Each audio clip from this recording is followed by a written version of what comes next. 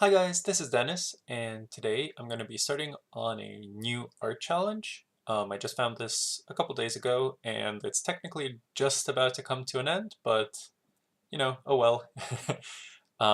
This is the 100 Heads Challenge. Basically, you have 10 days to draw 100 different heads from a specific Pinterest board. I'll be linking the original video down below, and you can kind of find out a bit more about the challenge there.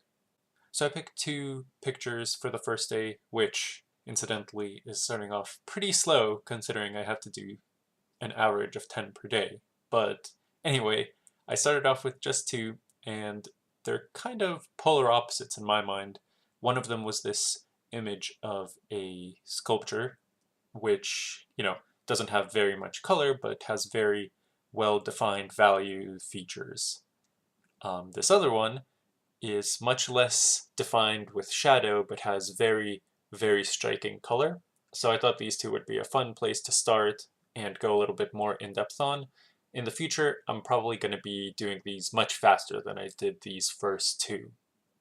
So I started off by doing the sculpture, which I wanted to do first because I really just wanted to work on, getting across the image with just the gradation of values. And I thought this was really, really helpful because I think that focusing on picking the colors of each part of the face can kind of, distract you from really getting the shapes figured out. So this was a fun one to work on.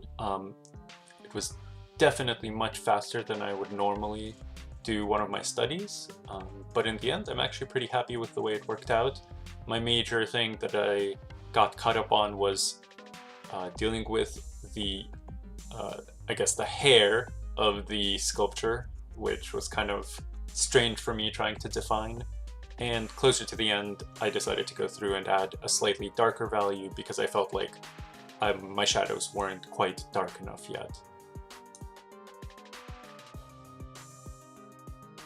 Now, I definitely spent a lot more time on the second one, partly because I think I kind of messed myself up by doing a very strange approach where I really started focusing on the nose in the beginning for some strange reason, and ended up coming back to it later on to fix it, and it just kept coming back to it over and over instead of getting down something I like and moving on, which, it wasn't the best and kind of broke my flow a lot during this image.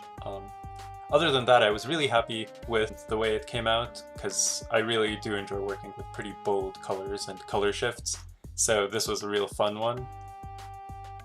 You may have noticed I did cheat a little bit on this one since I mirrored the eye over.